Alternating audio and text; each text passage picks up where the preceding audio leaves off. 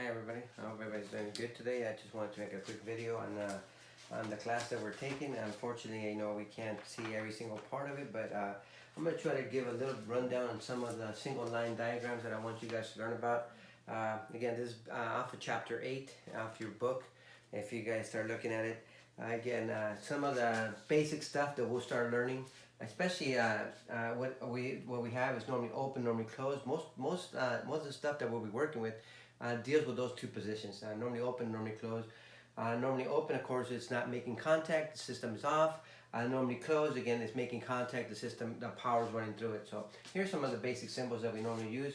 Normally open contact, normally open switch, normally open push button, normally open toggle switches. These are limit switches, these are temperature, float, and limit switches right there that you have right there. So these are some examples of them that normally open. There's quite a bit more. You guys can take a look at them in your book, especially chapter 8 gives you a lot of this stuff right here. If you guys take a look, there's quite a bit of them right here that you guys will be seeing right there. Again, but we also do have the normally closed. Again, same things, making contact. All it is this one, but it's just with a slash in between it that makes it a normally closed.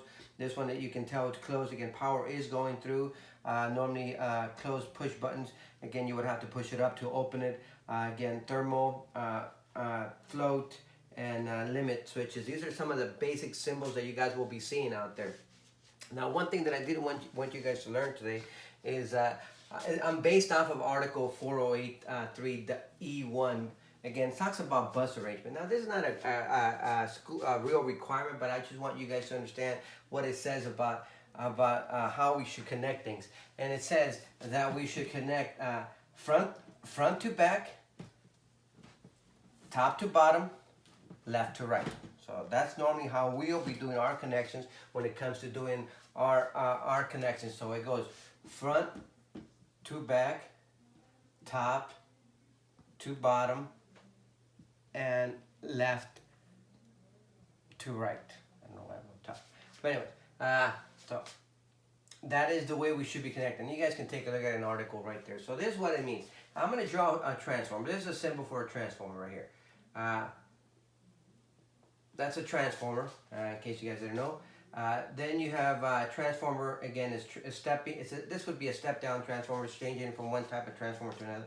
I'm going to go into a transformer, and then it normally tells you, I'm going to do just a basic single line diagram. And I explained to some of you guys this before. Here, this is what we call a stop button. And I'll go through some of it a little bit more. This is what we call a start button. This is what we call an auxiliary. This is what we call a motor coil.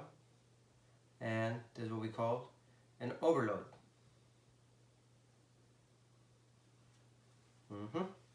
Get another marker because this one's running out on me. So here we go. All right. So what we have to do is actually we have to just follow the line. So here I'm gonna first we'll start doing the numbering system. So this guy we'll call it wire number 1.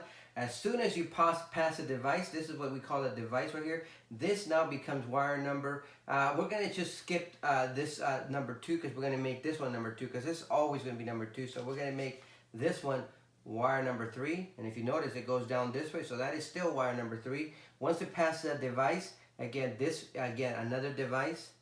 This is another device. Again, this would be wire number 4 all the way through. And then the next one would be wire number 5. So here we have 5 wires. Now, if you notice, a wire number 1 never touches a wire number 3. A wire number 3 never touches a 4 and a 5 and so on and so on. They never touch each other. So that makes it pretty simple to be able to troubleshoot. So that way you'll know that wire number only touches the transformer and only touches the stop button. Wire number 3 touches the stop, also touches on the right side, and it only touches the start on the left side, and it goes down to the auxiliary. This would be auxiliary contact, and it touches that on the. It's either going to be on the left, it's going to be on the front, or it's going to be on the top. So that's where you'll be able to see it. It's always going to be that. So if you start following this, so this could be on the top, it could be on the left, or it can be in the front. this guy right here, this point. This one would have to be on the bottom, would have to be on the right, or it would have to be on the back. So that's where you would find all these contacts right there. And the same thing right there with all this right here. So, so I want you guys to start looking at that. When you guys start seeing some of the symbols, maintain that order, left to right, top to bottom, front to back. And we'll start learning a little bit of that right there. And hopefully, it didn't confuse you guys quite a bit more with something like that. But again, the nice thing about this, you guys can give me some questions. Ask me, hey, you know what, I didn't understand what you were talking about right there, so I can give you guys a little bit more info on some of this. This is about as basic. I need you guys to start learning a little bit. I'll start giving you some more because, again, once we do these and then we get into the labs, finally get into the labs, I expect you guys to already know how to read some of this, so that way we can just start building the labs a lot quicker than just having me go back and teaching you guys step-by-step single line diagrams. So please follow this step. Try to follow, again, the numbering. Every time you see any of these wiring diagrams right here from chapter 8 on up, you're going to see some wiring diagrams like this one right here. An example, I need you guys to number. Now, I don't need you to number the top part of this. I just need you to number the bottom part. So this would be wire number 1, number 2, number number 1, number 2 at the this one, number 3 would be this one, number 4, and number 5. That's actually exactly the same one I just drew for you guys right now. This is a basic one, but we do have other ones that you guys are going to start learning how to wire them. The more you guys learn about this, so I need you guys to start putting numbers on this. Then it gets a little bit more complicated on this, but if you follow the same thing that I just told you about the numbering, so number 1, number 2, number 3, number 4, number 5, I'm doing this backwards so I kind of have a hard time. So once you finish this line, number 5, number 6, if you guys notice, 6 also goes here, and they're connected right here. That means you got to stop and you got to continue back here. It would be this would be 7 right here, and that would be 8 right there. So make sure you guys follow that right there. So try sending me your number diagram so I can start seeing how you guys are doing it. I can correct you guys, please. I would appreciate it. It's going to help you guys 100% thing. Honestly, I think this is, if you know how to do this, wiring is very simple after that. So the more you guys practice, the easier it's going to get.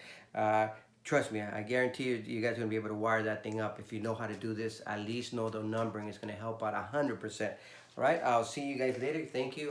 Hopefully you guys do what I told you. Have a good day.